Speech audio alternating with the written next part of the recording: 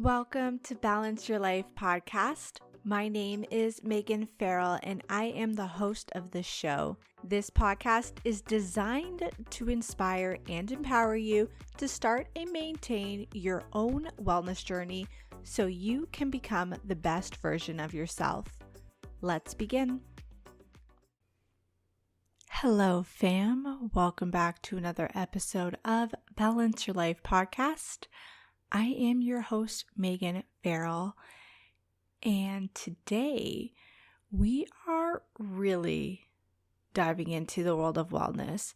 This whole new year is all about wellness and how to be the best version of yourself, how we can live our most healthiest, happiest lives, and really enhancing our well-being in the best possible way. And today's podcast episode is one that I have been doing a lot of behind the scenes work on, and it's all about EMF. So I've always been someone who's been really mindful about carrying, let's say, like my cell phone in my bra. When we were house hunting, I was adamant that we didn't buy a house behind or next to like a hydro field. On today's podcast episode with our special guest is really diving into the short-term and long-term health risks of EMF exposure and radiation. We live in a world where it's very hard to get away from all of this. So we really talk about practical ways that we can reduce our exposure to it. How do we live in a modern world with it? And why we should be more mindful of this, because let me just tell you, the health risks associated with EMF exposure and radiation will blow your mind. You are definitely going to want to rethink some of the things that you do in your daily life, especially when it comes to this stuff. So, who is our guest today? Our guest at the show is R. Blank. R is the CEO of Shield Your Body, whose mission is to make technology safer. With hundreds of thousands of customers in over 30 countries and having been interviewed on platforms ranging from ABC television to ElectricSense, R is an internationally followed expert on issues of EMF, health and safety. He was inspired to create SYB when he co-authored the best-selling book Overpowered with his father, Dr. Martin Blank, one of the world's leading EMF scientists. He has degrees from Columbia University and UCLA and now hosts the Healthier Tech podcast.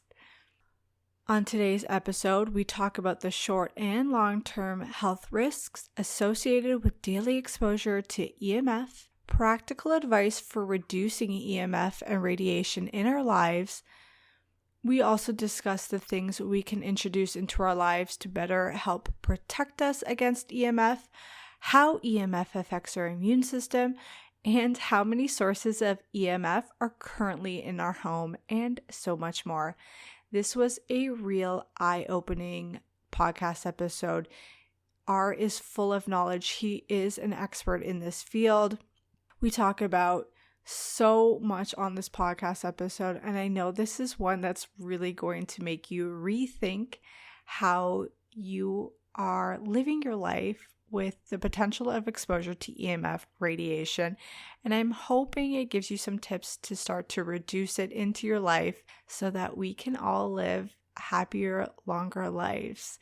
You know, there's this saying that it's not one thing to live a happy, long life. It's one thing to live a disease-free, happy, long life.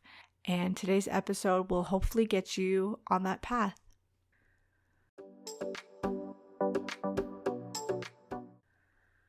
We are all about wellness here at Balance Your Life podcast.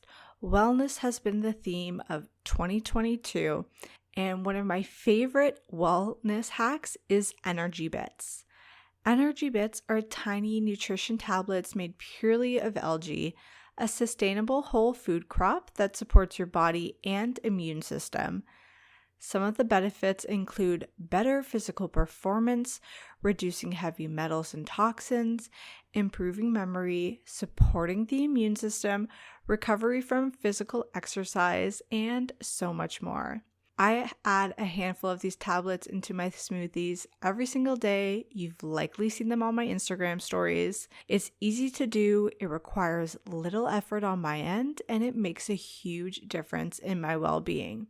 Right now, Energy Bits is giving all Balance Your Life podcast listeners 20% off when you use code Meghan at checkout on any of their products online. That's code MEGHAN at checkout for 20% off of your orders online. You can use the link in the show notes to get your bag of LG tablets today. Check out my brand pitch template, your guide and step-by-step template to becoming a nano and micro wellness influencer.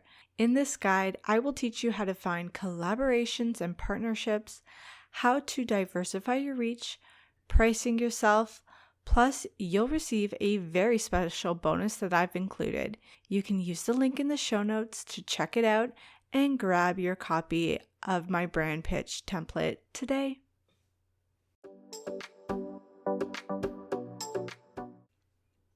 Without further ado, please welcome R. Blank to the Balance Your Life podcast. Welcome to the show. Welcome to the show, R. I'm so excited to have you on. Thank you so much, Meghan. I'm really looking forward to this chat. I would love to know if you could give a short little bio of who you are and where in the world you are currently joining us from and where you are based out of, because I know it's different right now. Yeah. Okay, so SYB, my company, Shield Your Body. We're based in Las Vegas. And at the moment, I'm dialing in to chat with you from the Pacific coast of Panama. Amazing. And for anybody who is like, "Oh, Shield Your Body, this sounds cool." Like, what is Shield Your Body, and how did you get into this space of creating this product? Sure. Yeah. So, Shield Your Body, which is at shieldyourbody.com. The mission at Shield Your Body is to make technology safer for you to use and to enjoy. So we do that in two primary ways. One is through education on safer ways of using technology, also the health risks that come from modern technology, as well as safer ways to use technology. And then the other component of the company is the catalog of products that we make and design and produce and sell that are laboratory tested to reduce your exposure to EMF radiation, which is emitted by all modern technology. In terms of how I got into this, I used to be in software development. I had an agency in Los Angeles, and we built large scale enterprise software applications for a wide range of companies like Apple, Microsoft, IKEA, Mattel.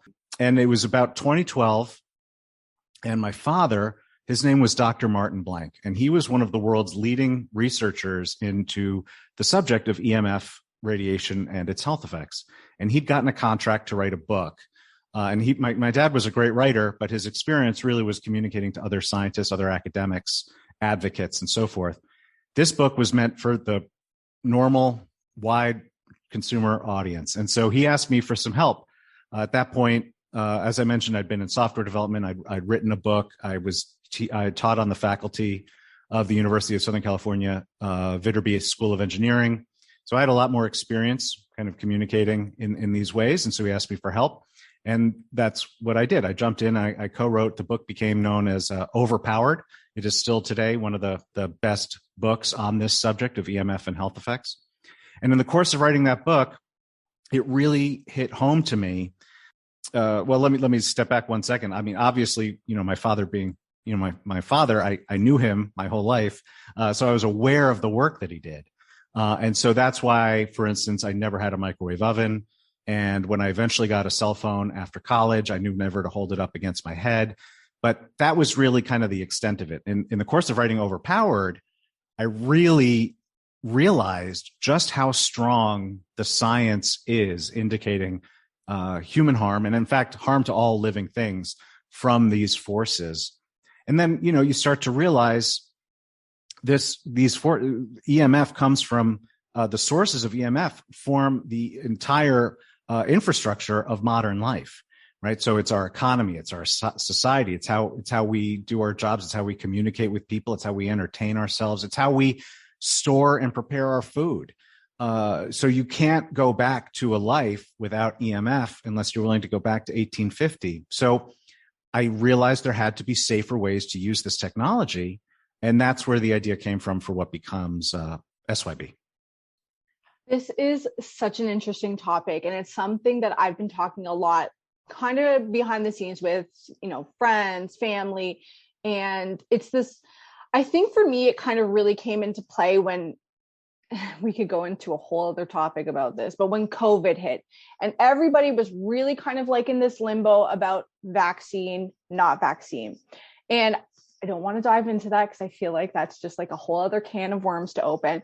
But I was kind of blown away how this was consuming so much of our lives and how yet we expose our things to danger, radiation, EMF, all these other things that can impact, the cells of our body, our health and wellness in our daily life. That's not a vaccine that may or may not help out with this COVID.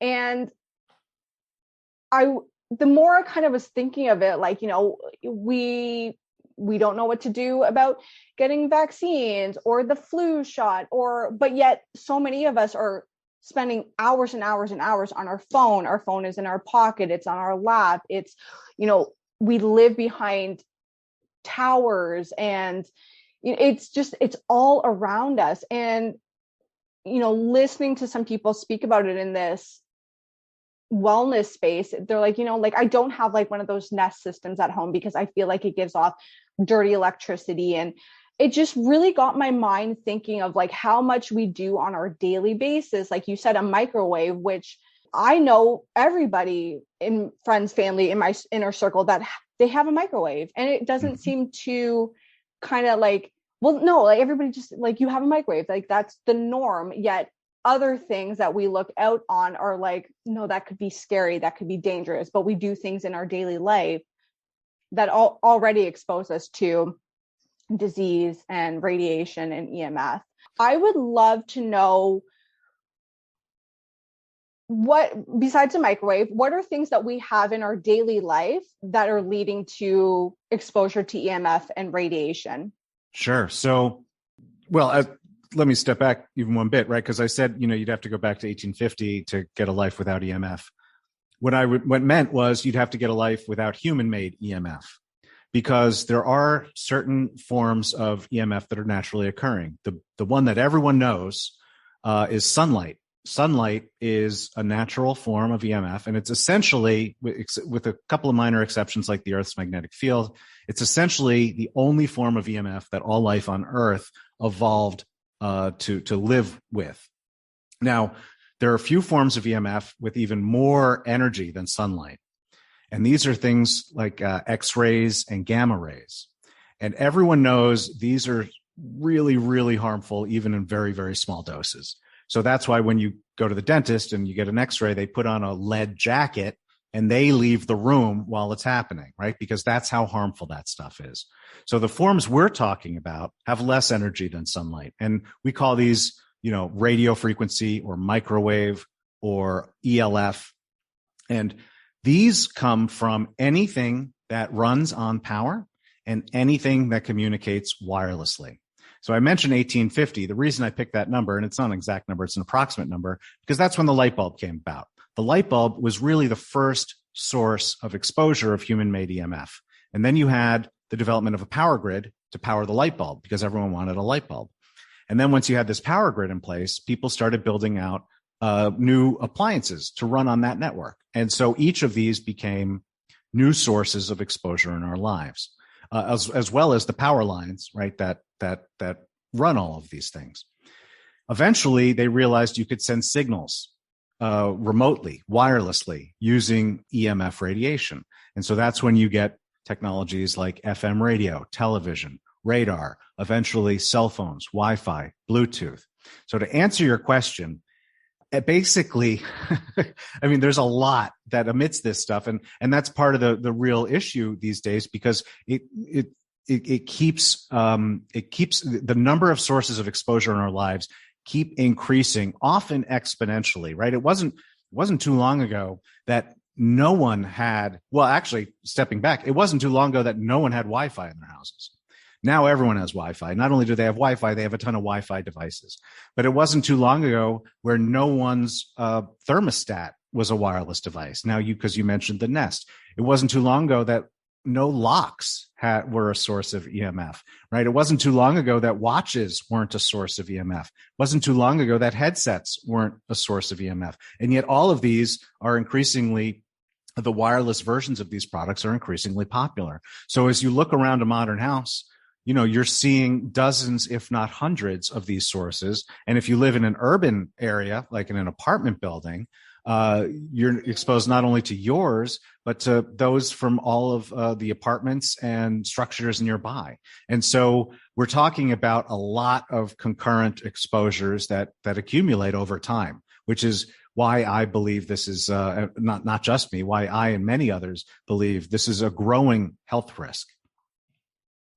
I was listening to, I've brought him up a few times on the podcast because I think he's a really interesting guy, but it was Ben Greenfield, and he was talking more or less about how like the biology of the body, and maybe he goes, maybe in, hundreds of years it changes, but it hasn't caught up to all this exposure that we're getting, from 5G. Like the body can acclimatize more or less. It can adapt to certain things, especially like, the sun and stuff. Like it has learned to filter that out. But we all of a sudden, it seems like in the past 10, 15, 20 years, even shorter than that, we have, like you said, everything has gone wireless, and our bodies are just not used to being able to deal with that. And I remember reading about when 5G was coming out, and in the wellness space, because I know techies love this stuff.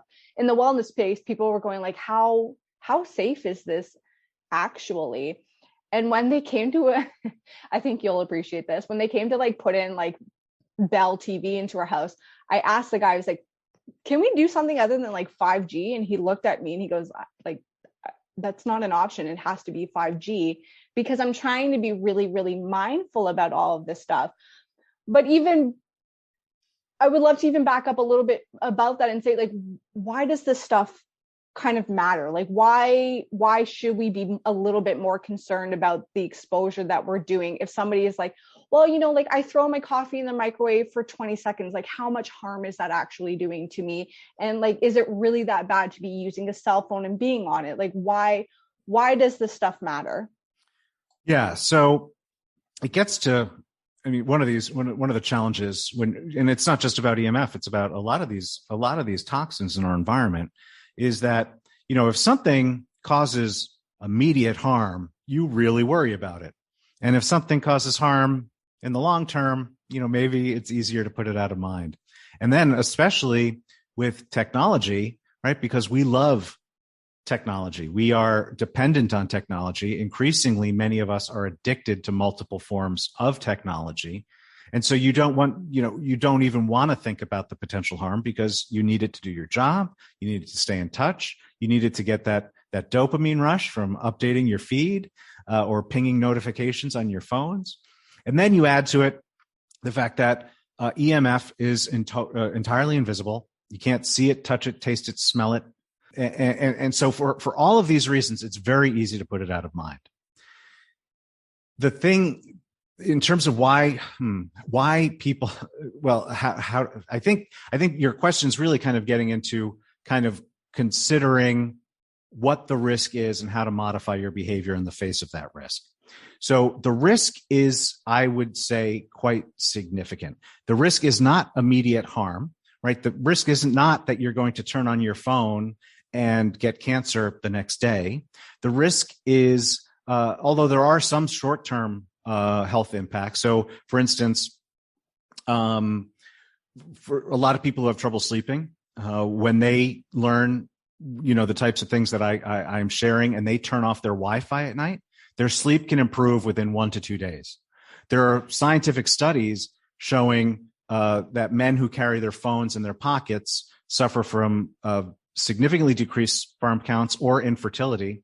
When they stop carrying their phones in their pockets, their sperm counts can rebound.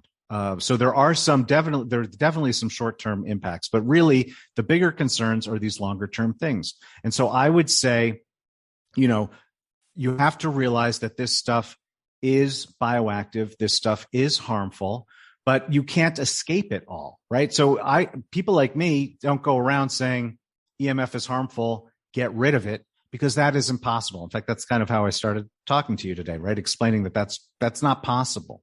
And so it really is a matter of reducing your exposures that don't add any value to your life. So I personally am very opposed to microwave ovens for a variety of reasons, but they are very, very large sources of you. I mean, they are super high powered devices. So if you are going to use a microwave, get into the next room while it's on, because distance really makes a big difference. But when it comes to all of these new smart devices in your life, don't increase your exposure unless that thing is really going to add value to your life. That is how I recommend approaching those decisions. And the other is just take some basic precautions in how you use this technology, right? So I'm not telling you to give up your cell phone. I would say don't carry it in your phone or bra, which a lot of people do.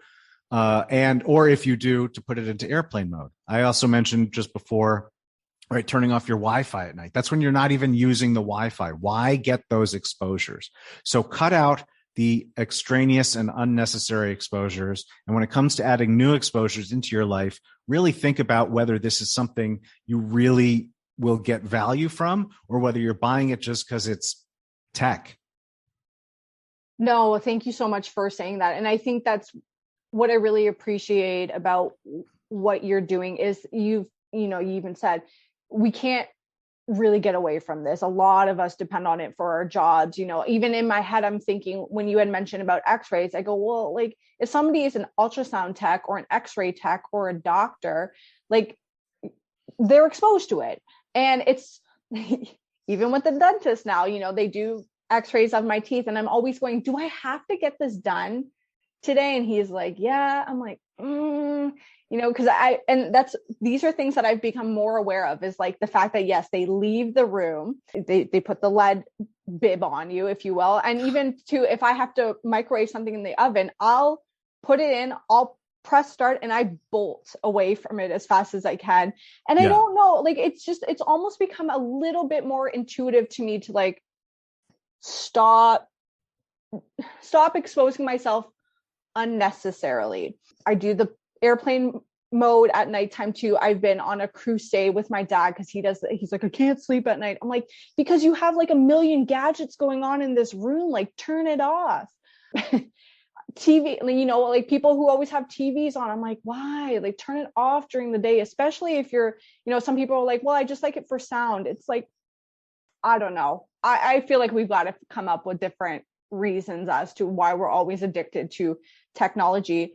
I would love to know, in a realistic world, for somebody who maybe has to work or lives in, Toronto, Las Vegas, what are things that you think we could absolutely get rid of or reduce in our world? Maybe we don't need wireless locks in our house, but what are things that you think are like, we could definitely get rid of and it would make a huge difference in our life? Sure. Well, I mean, everyone has to go through that decision-making process on their own, right? So, because I'm not here telling, I will have a few exceptions to this in a second, but I'm not here to tell people what technology to use or what technology not to use. In general, I want to make people aware that there is a cost to your health and your health risk from these exposures. And so when you're evaluating a new technology or how you use a technology, it's not just getting the benefit out of the technology. There's also the cost of engaging with that technology. So you have to engage in a more mindful cost benefit analysis. Someone like me I run a business right now. I'm talking to you on a nice MacBook Pro, so there are certain pieces of technology that I use and I enjoy quite a bit. But overall, I'm a relatively low tech guy. which is a big difference from back when I was in software. I loved gadgets. Every new gadget I could get. So I would never put a Wi-Fi lock on or a Wi-Fi thermostat. I would avoid a smart meter. But everyone has to kind of go through that process themselves and decide what really adds value. That said, I am vocally against wearable technology. And the reason is there's two things, right, that contribute to your exposure, right? There's how strong the signal is, and then how long you're using it. And so when for instance, I tell people not to carry their phone in their pocket or their bra, right? Because when you're carrying your phone in your pocket or your bra, the phone is right up against your body, which means you are getting the maximal possible dose. If you move it even 2 or 3 inches away, and it should be much further, but if you even move it 2 or 3 inches away, you've radically reduced your exposure from that device. When it comes to wearables, you can't move it further away. They are designed to be worn on your body. A lot of them are designed to be worn on your head, which is obviously in close proximity to your brain, but also to your eye and some very important nerves. So an example of that are Apple Airpods and other Bluetooth headsets. I am very opposed to those. So when I said earlier, I don't go around telling people not to use technology, is to use it more mindfully. And Apple AirPods are a big exception to that, because not only are you wearing them in very close proximity to some very important parts of your body, you're wearing them for extended periods of time, which increases your exposure. So now we have a Ray-Ban, I forget what they called it. Maybe it's Ray-Ban Stories. The Facebook glasses made by Ray-Ban. Snapchat has, I think, the spectacles or something like that. So Snap has wearable glasses.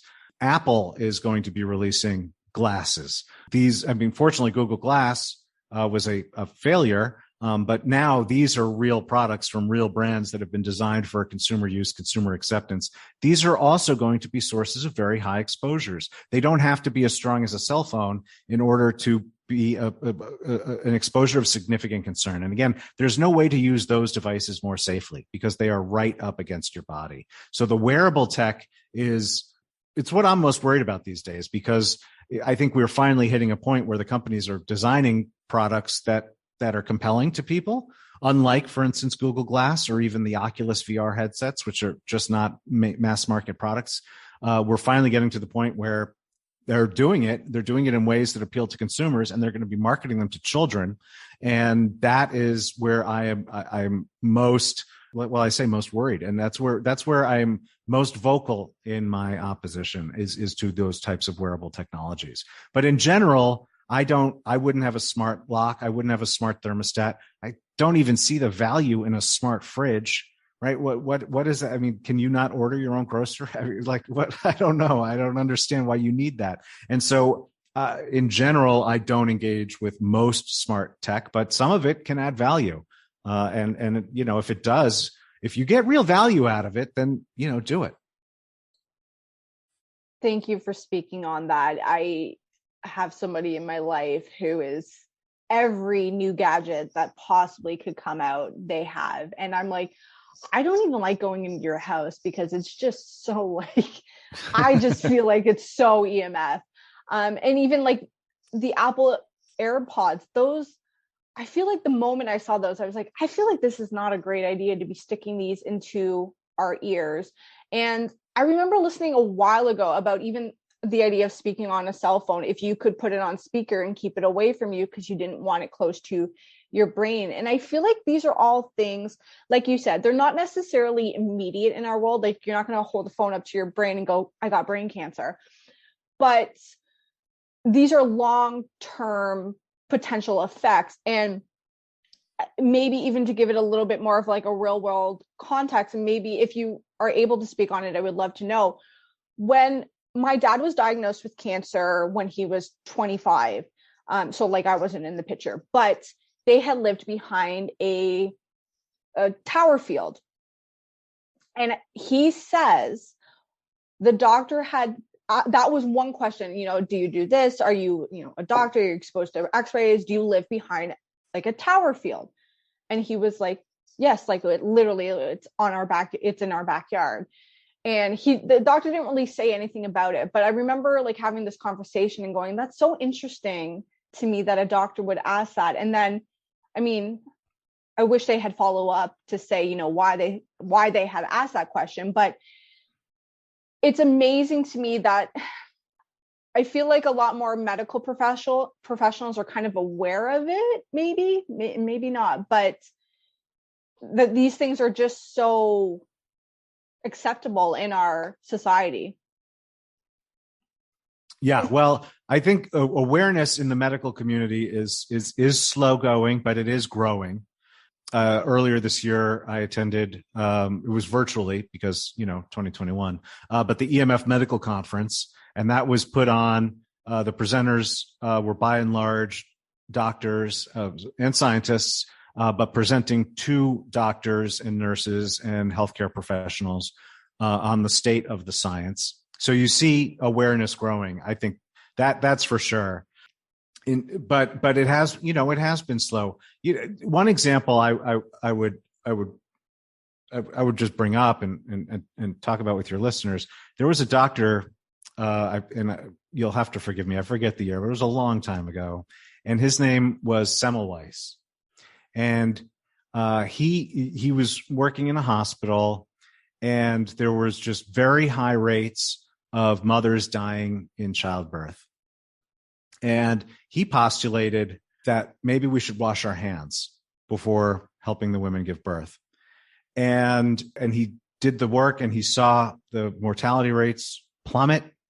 And he theorized on the presence of these germs that if you wash your hands, they go away. But of course, the doctors couldn't see the germs, and they thought he was nuts, and they laughed him out of the field. He was committed and ended up committing suicide. And of course, we know he was right. Sometimes it takes time for medical communities to accept things, even when, like in the case of Semmelweis, he was able to demonstrate that what he was saying was true. It still takes time. There's built-in. So like my father, I mentioned, he was one of the leading researchers in EMF and health effects. But when he went to graduate school, he was taught this stuff was harmless. When he was teaching at Columbia Medical School for the first couple of decades of his career, he taught that this was harmless. It wasn't until, he happened to come across some science that a colleague of his had done, that he started asking questions, and he went and he spoke. This was Dr. Reba Goodman, and he went and he spoke with her. He learned about her work. And then they started actually collaborating on. But the point is, my father, who became one of the leading academics and scientists in this field, he had been taught the complete opposite. And in fact, he had been teaching the complete opposite. This stuff, it takes time to change minds. But the science is strong. And again, cancer gets a lot of the airplay because it is so terrifying. But it is not just cancer, right? So we have multiple immune conditions. When everything I'm about to say is backed up by science, right? So we have decreased immune function, heightened autoimmune function. We have infertility and subfertility in men. We have increased rates of miscarriage in women. We have birth defect, higher rates of birth defects in children when they are exposed in utero. We have sleep disruption. We have anxiety. We have memory, cognitive issues that are emerging, not only in adults, but particularly in children. We have just a whole series. So here's the thing that I want people to, one of the things I want people to take away from this interview. When you hear people like me talk about EMF, right, we talk about all of these different health effects. And it sounds a little crazy, like how can this one toxin create all of these different health effects? But what the truth is that you are seeing these health effects in basically every biological system that is measured, right? So so it's not just brain tumors, it's multiple types of tumors. It's thyroid tumors, it's colorectal, it's breast. You see it not just in tumors, right? But you see it in the function of your endocrine system. You see it in so many different places. And you might wonder why. And there's a lot of potential reasons why, some of which, if you want, we can talk about. But the point is, the fundamental mechanism, we evolved to live with a certain type of EMF exposure, like I mentioned, which was sunlight, almost entirely sunlight, a little like the Earth's magnetic field. That was essentially it. And we have now been bombarding our environment with this stuff more and more and more every year. And our bodies, and it's not just our bodies, it really is all life. It's all other animals. It's all plants. Our bodies and all life have just not evolved to cope with these exposures. And it will take a long time for our bodies to evolve to cope with these exposures. And by then the exposures will be much, much greater. So that is, you really do see these negative health outcomes in essentially every biological system that is measured. I would love if you had mentioned we could talk about the reasons why this is why this is all happening, with maybe making it, in layman terms, if we could talk about it, because I will say 99.9% of the people who've come on this podcast have, and I've openly talked about this, I have been blown away by the people who have come on that say they had an autoimmune disease, that they have anxiety and depression, that they have some sort of mind-blowing amounts of disease and cancer. And I've said, maybe it's just because I'm older and maybe I'm just more prone to hearing this, but I feel like I just don't remember being younger and hearing all of these diseases. I will say too, and maybe this is interesting for you too, I moved from an area in Toronto to this place called Pickering in Ontario. And Pickering is known to have a nuclear power plant. And when we moved there, I'm not kidding you, I knew 5 people, brothers or sisters of people who had cancer. And it was a blood cancer and tumors. And I remember being wow, that is really weird. That's such a, it seems to be very prevalent here. And everybody joked around, be careful around the nuclear power plant. Don't go swimming in the nuclear power plant lake. And jokes aside, you go, this could be a real actual issue here.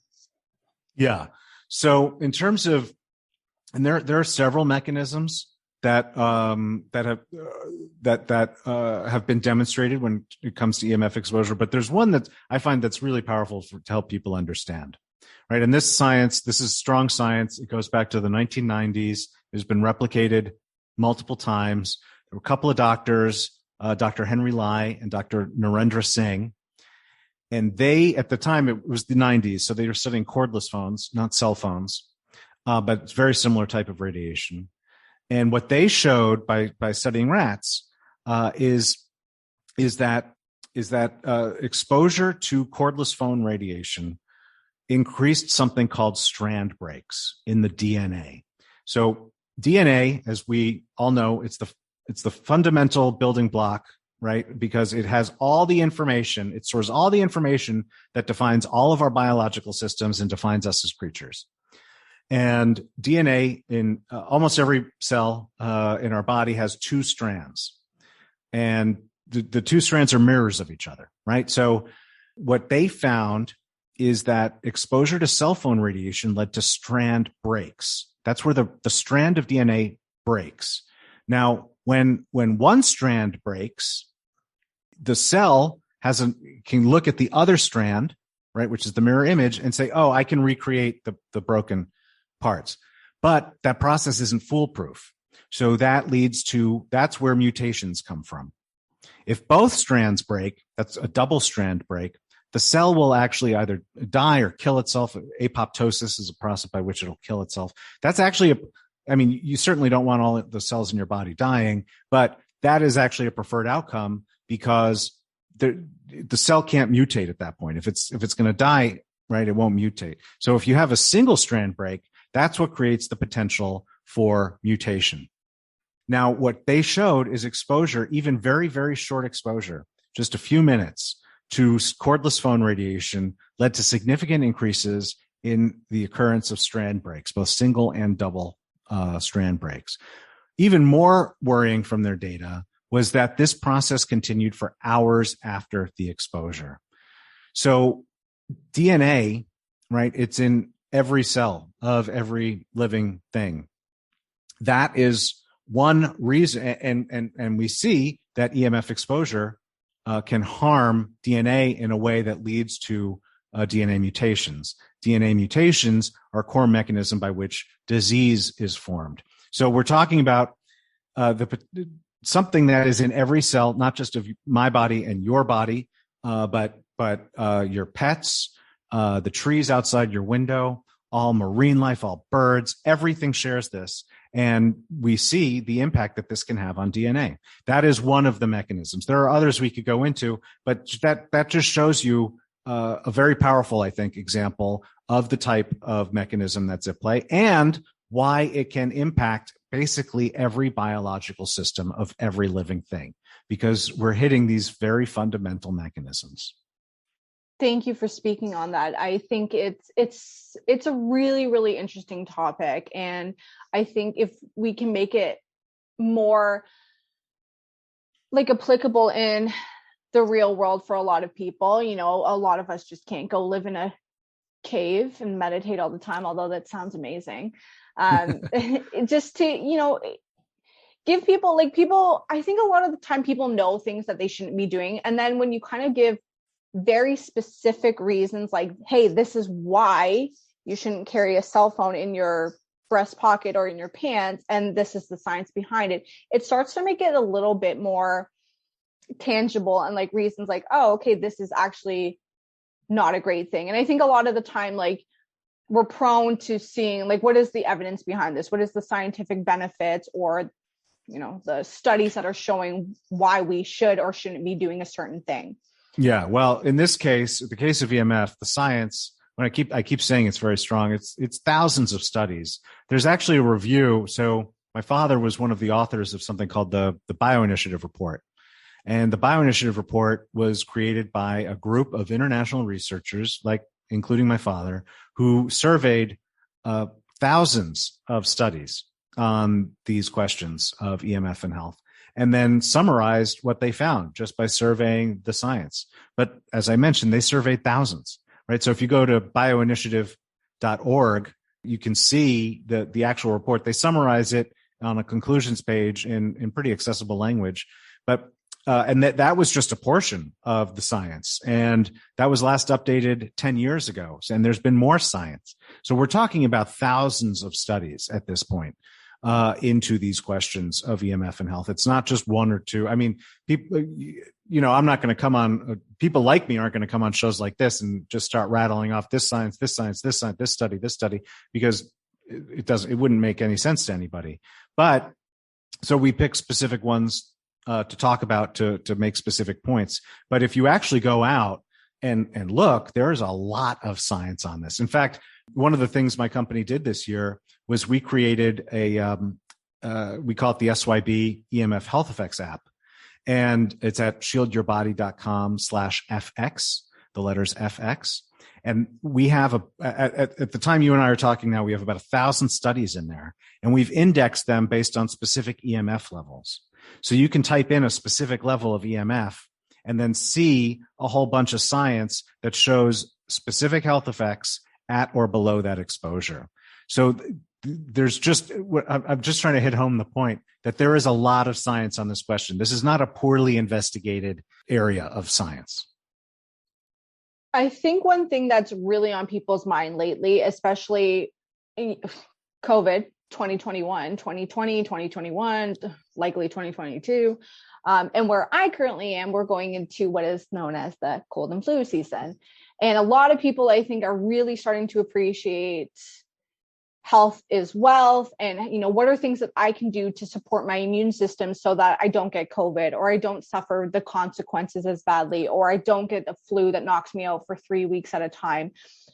Can you speak on EMF and the immune system and what, you know, maybe even some short-term effects are of it, and then leading into long term, which you have talked about, the autoimmune diseases and cancer and even the fertility. But I'm just wondering if there's a few more pinpoints for the immune system you can speak on. Yeah. So, yeah.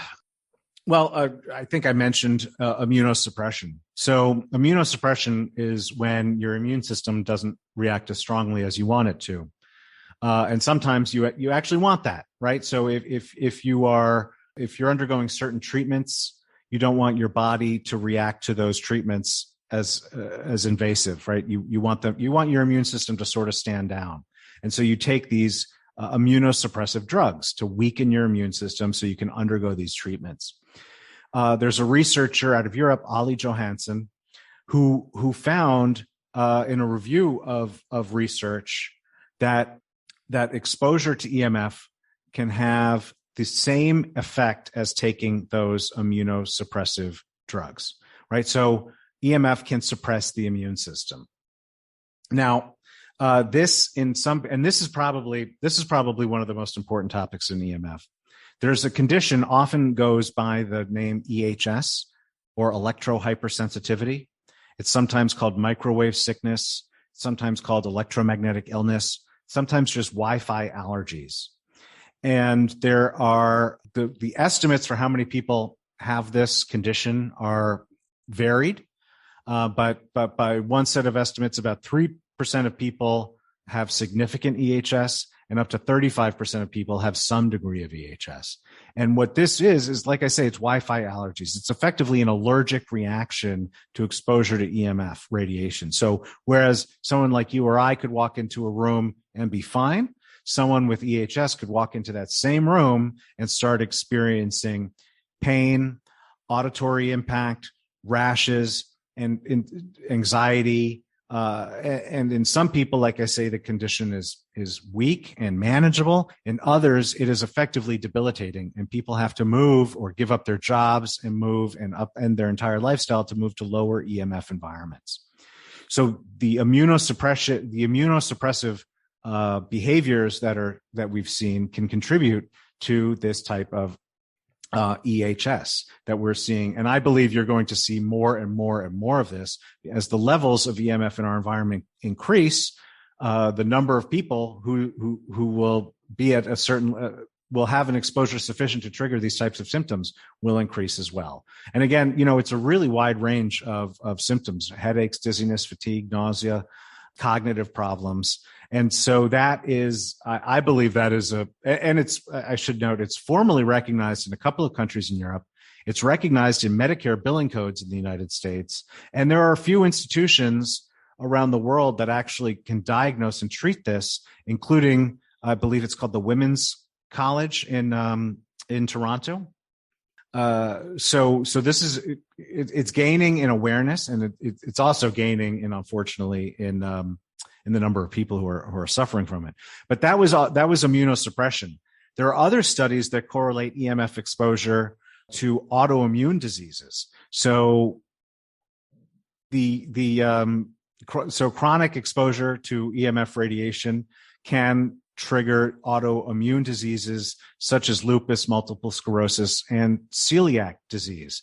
And in fact, not only is the science showing that, the science is there's actually a study which we linked to from our blog showing that using EMF protection products can reduce or eliminate autoimmune disease in certain patients.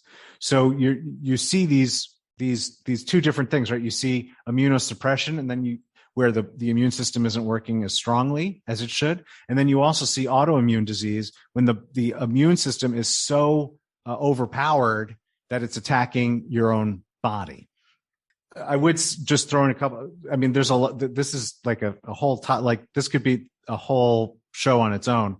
But there are studies showing, for instance, that EMF exposure can stimulate the growth of mold in our environments.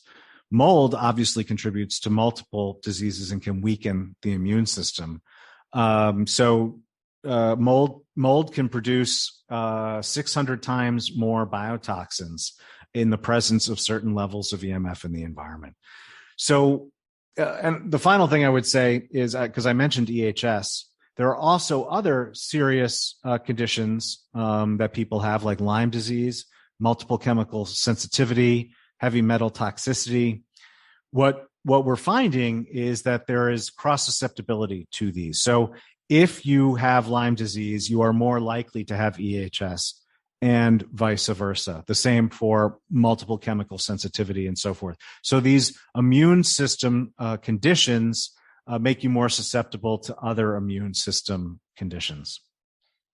I want to be very mindful of your time. Like you said, I feel like this could be a whole other podcast interview, but it's, as you're speaking, I'm in my head, I'm going, I feel like, I'm sure we've all known somebody who's like, they're always sick. There's something always wrong. Or even somebody who's been diagnosed kind of like with fibromyalgia, and doctors are going, we don't really know what it is. They're like, your blood work is kind of showing that it's nothing like cancer or serious, but like clearly there's something going on, but we don't know what it is. And, maybe this kind of gives somebody a little bit of an idea that to start looking a little bit more at something like this.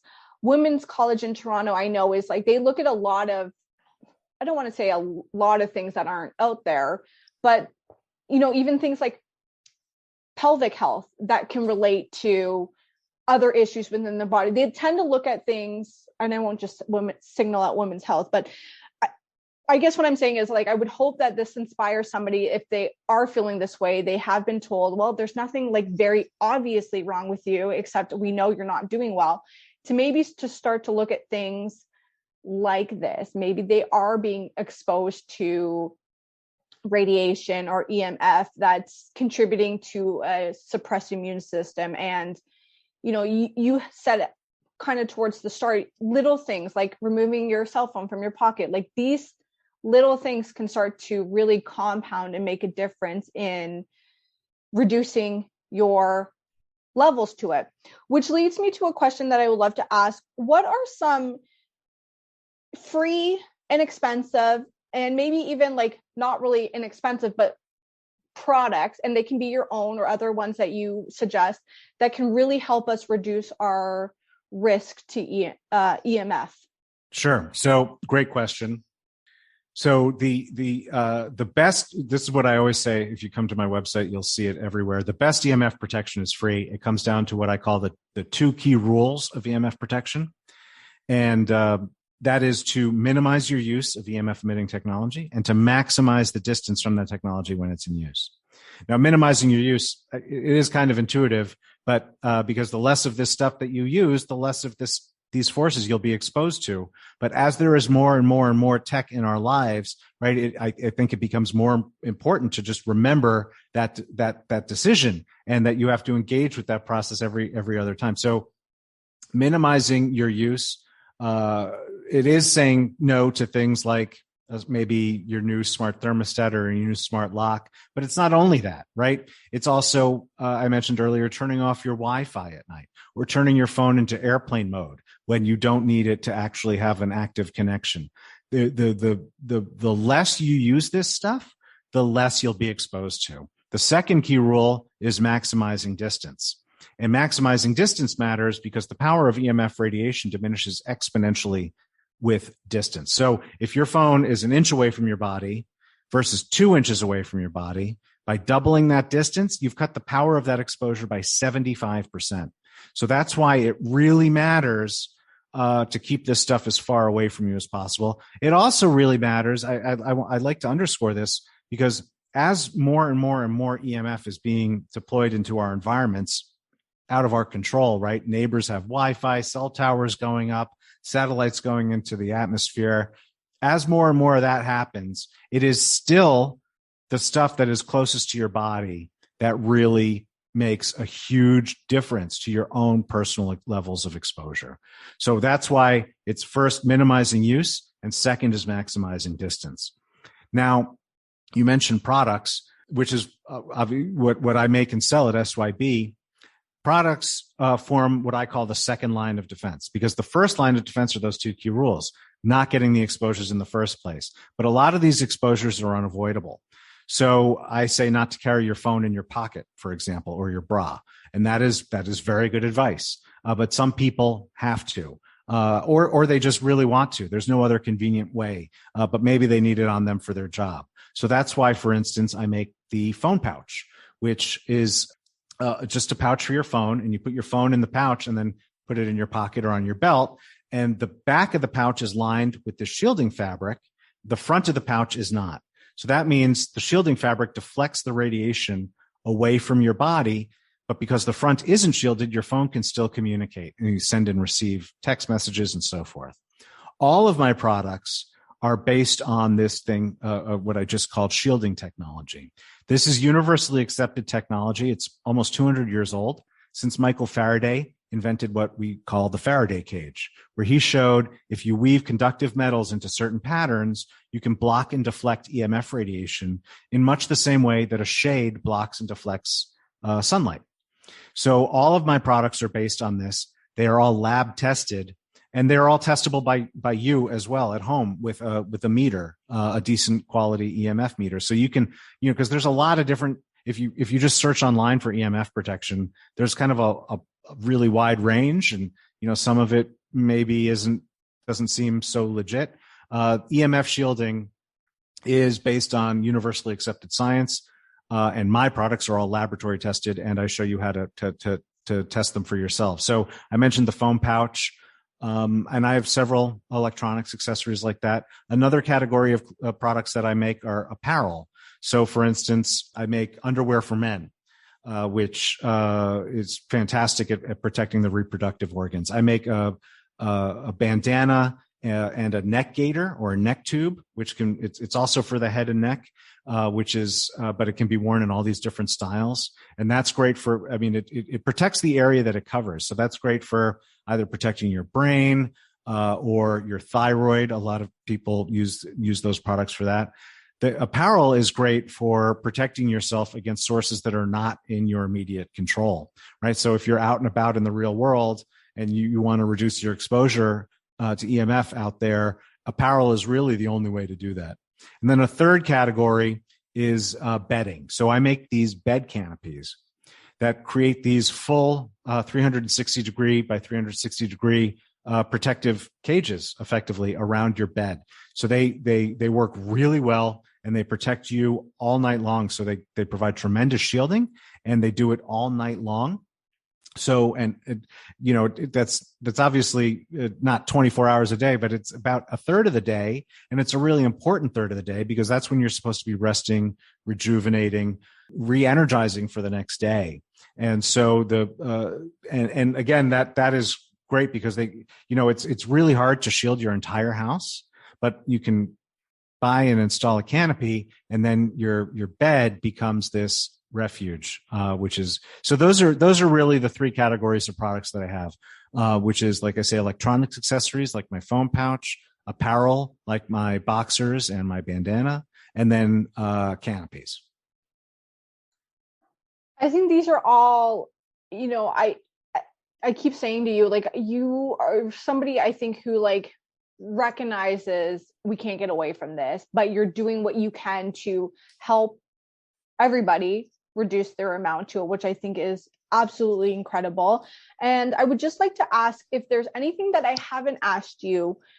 It could either be a fun fact, it could be a study, it could be just another tip or trick that you haven't mentioned yet that you want the listeners to know or to maybe be more aware of when it comes to EMF or radiation. So I appreciate you asking that question. I think the one thing I would say is so you can take the steps I just told you, you can take those steps and you can cut your exposure, and it'll make a big impact. If you're carrying your phone in your pocket and you stop carrying your phone in your pocket, that'll make a big difference in your exposure. If you are concerned about your exposure to EMF radiation, I am a strong advocate for buying a decent meter and learning how to use it. I don't make or sell meters, but I do recommend them, specific models. And this is because, again, if you're carrying your phone in your pocket, that's a big source of your exposure. But as we talked about, right, EMF, it's invisible, it's odorless, you can't see, touch, smell, taste it. So with the, obviously, like I say, there's certain obvious big exposures, but there's other ones that you may not know. And I'll give you an example. When I stay in Airbnbs, I bring my meter, and, there was one I remember where right where the couch was, the levels were just super high, like crazy high. Like I hadn't seen those in a regular house before. But 3 feet away from there, they were normal. And it must have had something to do with some crazy wiring in the wall or something. I mean, it wasn't my house. It was a rental. So I didn't worry about solving it, but I would not have known that just 3 feet away was a much safer place to spend my time than that super high exposure area. And in general, the only way to know how much EMF you are exposed to is to learn how to test. And so that is why I am such a big advocate of learning how to test. And I have a ton of materials about testing on my site. And as a starting point, I would encourage your listeners to download the free ebook that you can get at shieldyourbody.com/test. That's TEST. And that URL is important because, like I say, we spend a lot on education at SYB. So there's all different kinds of ebooks that you can find on my site. I am pointing you to the one specifically at shieldyourbody.com/test. That one has meter recommendations. It explains all the different kinds of units that you can encounter. It tells you what safer levels of exposure are, and links out to other resources as well. And so and it's all free. That one it's just totally free. And if you are concerned about your EMF exposure, that is like the number one thing I would encourage people to do. Learn how to test. I feel like I need to get one of those, and then I'm going to go to everybody's house and pinpoint where there's some, like, you need to change this up.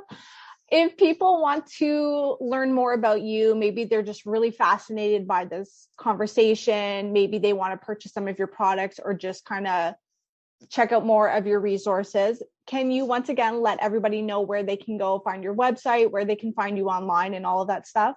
Sure. Thank you. Yeah. So the website is shieldyourbody.com. That's shieldyourbody, all one word, .com. And we sell not only in the United States, but in Canada, the UK, Australia. We are also Shield Your Body, again, all one word, on all the major social networks. The one I would recommend or most strongly encourage people to join us on is on YouTube. We have a very vibrant YouTube channel, hundreds of videos, some EMF education, some webinars, some podcasts, and including our own Healthier Tech podcast. So that youtube.com/shieldyourbody is my favorite of our social presences, but we're shieldyourbody.com and Shield Your Body on every social platform. Amazing. I have one final question for you. You gave us so many resources, people to check out, your free ebook, but is there any other podcast, book, or resource that has brought you value? It doesn't even have to be related to EMF. It could be about health and wellness in general. It could be a fantastic fiction book that you love, but a book that you want to leave, or a resource or podcast that you want to leave with our audience. Yeah.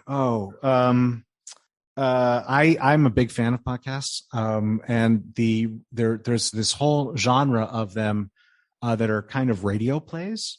And there were a bunch, and only one is coming to mind right now. So I'll just say that one. It's Rabbits, which is just a fantastic story. It's like a mystery, but a little science fiction-y, and a little weird. And the way that they use sound and the medium of podcast to really tell a powerful story is really fantastic. So yeah, I would say Rabbits on.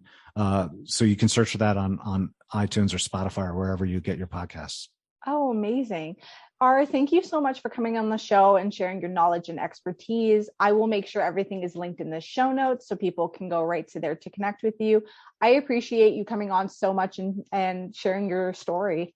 Thank you so much for the opportunity, Meghan. This has been a real pleasure. If you love this podcast episode, spread the love by sharing this with your friends and family, share it out on social media, and don't forget to give it a 5-star rating and review. From the bottom of my heart, I am so grateful that you are here. Until next time.